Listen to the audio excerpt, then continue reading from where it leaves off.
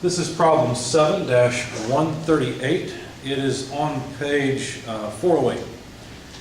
The exhaust nozzle of a jet engine expands air at 300 kilopascals and 180 degrees Celsius adiabatically to 100 kilopascals.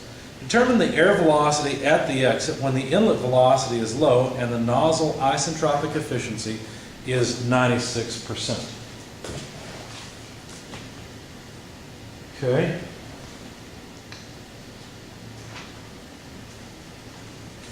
So what are we getting? The nozzle on a jet engine. That nozzle expands the air with an efficiency of 96%. That's the isentropic efficiency. It's adiabatic.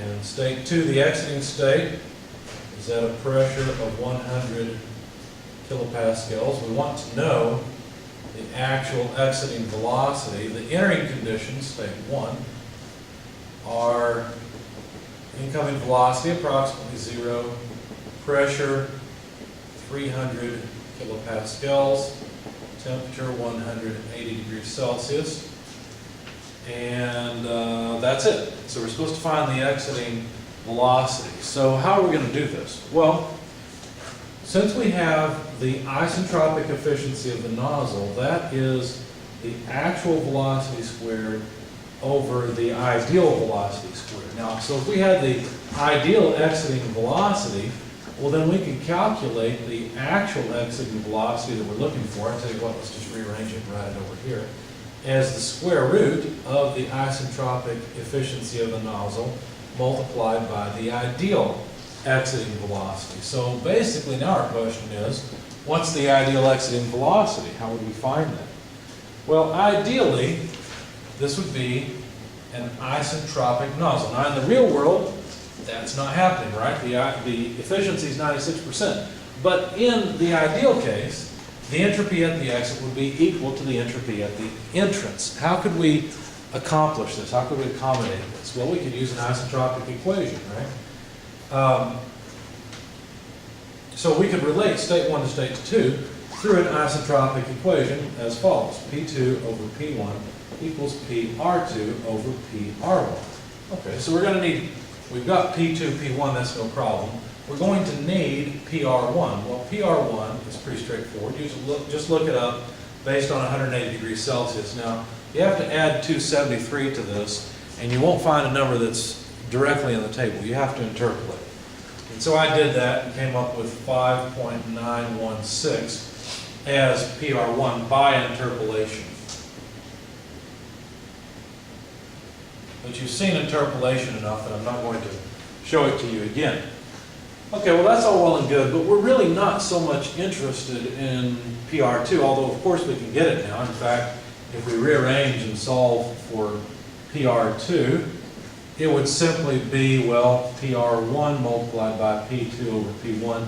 You see that we have PR1, we've got P1, we've got P2, so we can get PR2 without too much trouble. In fact, that number is 1.972. So essentially, state 2 is solved, and we solved it by using an isentropic equation. Now this would be PR2S.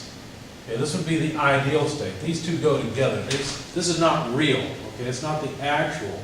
Now the pressure is always going to be the 100 kilopascals. Usually you just open that to atmosphere. Of course, this is the back end of a jet, so it is 100 kilopascals or so.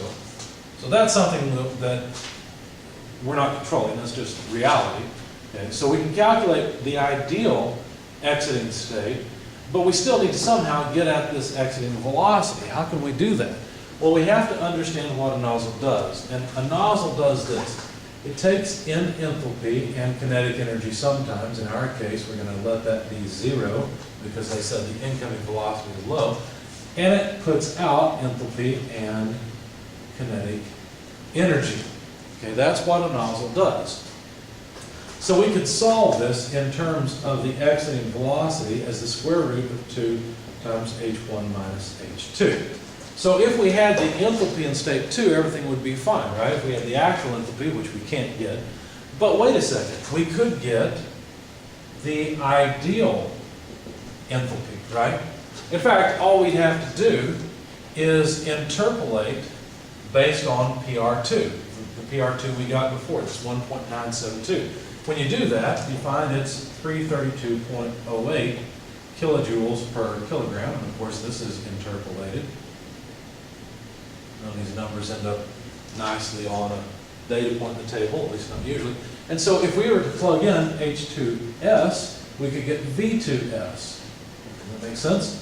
So, well, there's one thing missing. We're going to need the enthalpy coming in. And that's just known, right? Because this is just reality. It comes in at 180 degrees Celsius. You'll have to interpolate there as well, but it turns out it's 454.87 if I perform the interpolation right. That's kilojoules per kilogram. So now we have everything we need in order to calculate V2S.